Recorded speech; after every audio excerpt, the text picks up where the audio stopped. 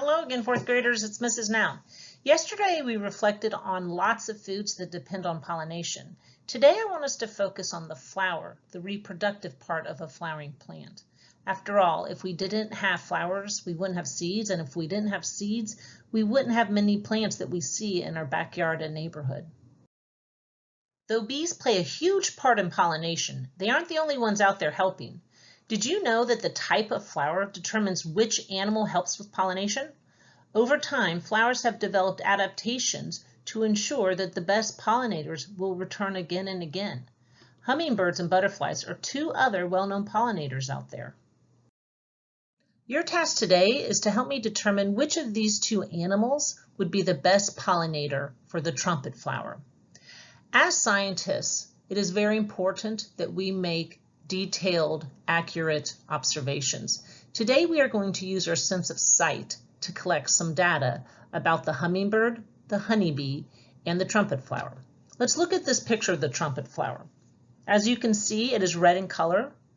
They have an upside down tube shape, like they droop from their plant, and it does not have much of a scent or fragrance such as a rose. Hummingbirds do not have a very strong sense of smell. They are also attracted to the colors red, orange, pink, and yellow. Hummingbirds hover rather than land on their flowers. And look at their bill or beak. Check out the shape. How would you describe it? Share with a friend.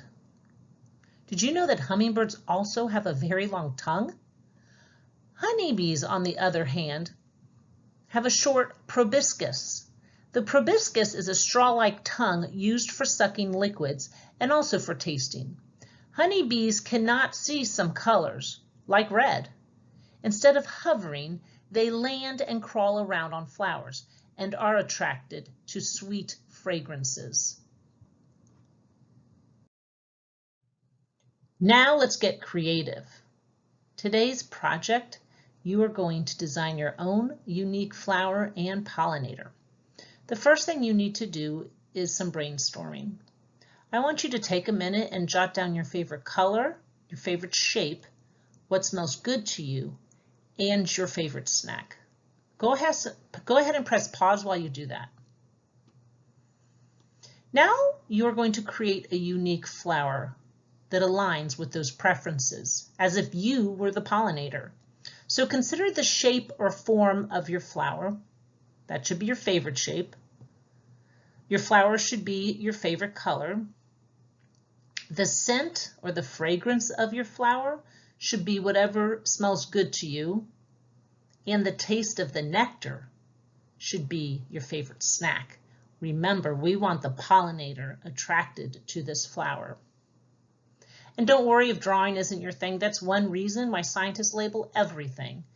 Add labels to describe all of these important features of your flower. Go ahead and press pause while you do that. Now I want you to consider the important parts that help with pollination and fertilization. Label the stamen and pistil of your flower. Go ahead and pause here in case you need to go back to your flower and add in the stamen and pistil.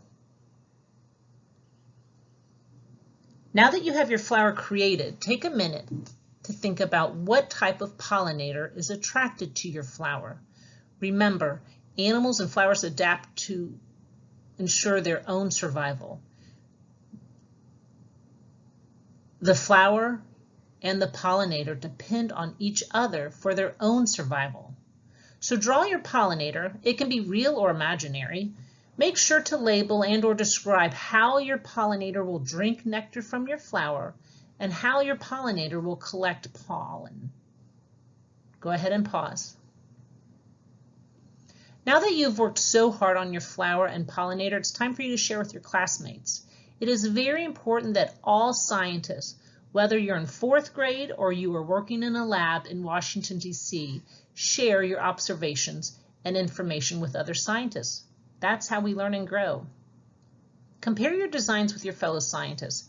How are your designs different? How are they similar? After seeing some of your classmates' designs, is there something you want to add or change on either your flower or pollinator? Remember, scientists test, reflect, and retest, making necessary adjustments along the way.